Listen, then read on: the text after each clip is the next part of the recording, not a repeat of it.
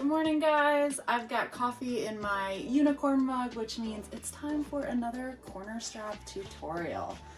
So today I'm going to show you a way to use corner straps that's a little bit different than the standard way from the corner up to the noseband. And this is for horses that are maybe a little extra hard on their corner straps, really determined to get out the corners, especially when these openings are a little bit bigger.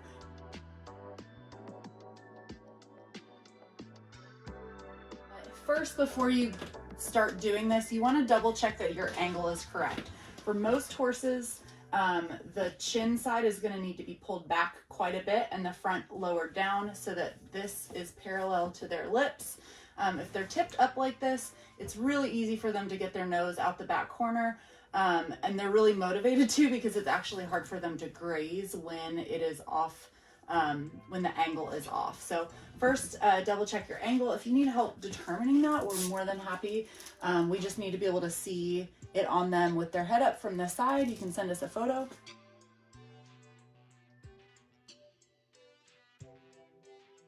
But I'm working with a Velcro roll here. You might have a roll, or you might have it in like specific strap lengths. But what I'm going to do, instead of going from here up, is I'm actually going to go across.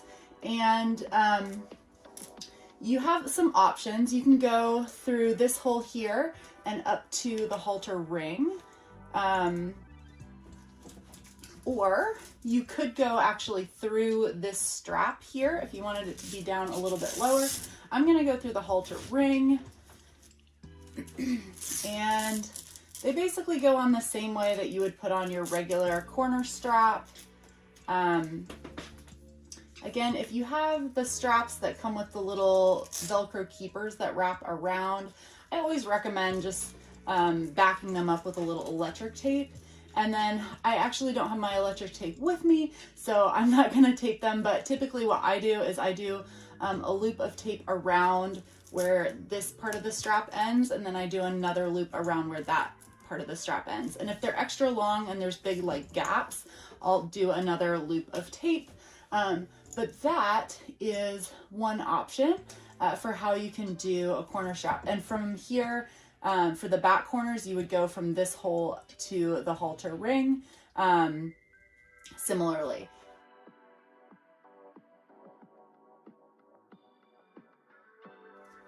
So the other option, and you can do both of these if you need to go really crazy, is you can actually go from the front hole here to the side ring and make a little X.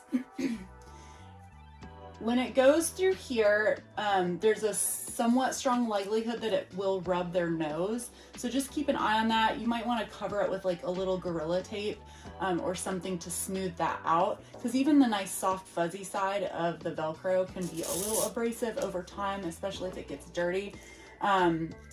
And so again, I could send this through this strap, or I can go through that halter ring. I like this first option better just because it is less likely to cause rubs.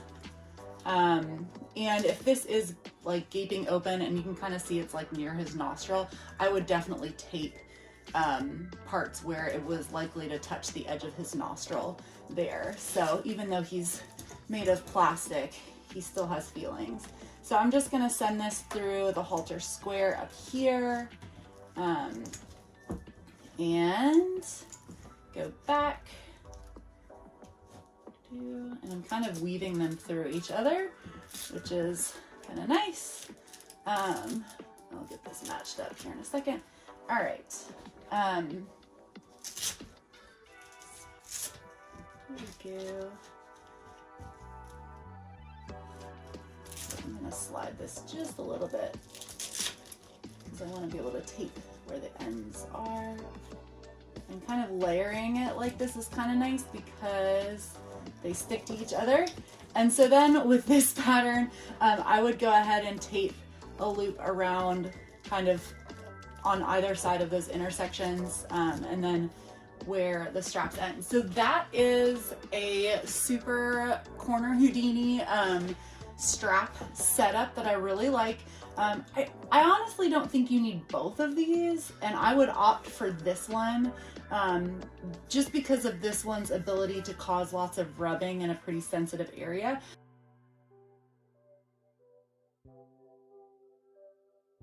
Another option that you could do instead of doing the crisscross like that is you could have this one, and then you could also do this one in the traditional way.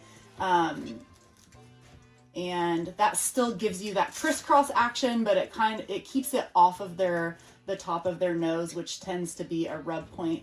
That one's not quite long enough, but it's all right. I think you can get the idea.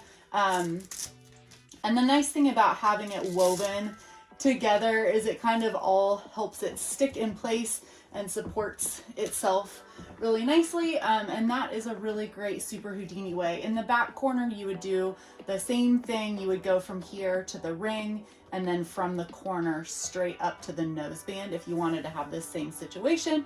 If you wanted to go, let's see if I can turn this. If you wanted to do the crisscross like I had before, you would go from back here up to this ring, and then from here to this ring. So hopefully all that makes sense. And I actually have another video of showing me doing a different type of strap setup that might be helpful as well. I actually use this for my personal horse, but basically I have the corner straps all set up. And then I have a full cross section that goes all the way around this way because he's a little bit of a monster. So if you think that might be a better setup for your horse, reach out if you can't find that video, and we will send you a link to it to make sure you can find it. So anyway, happy Houdini prevention.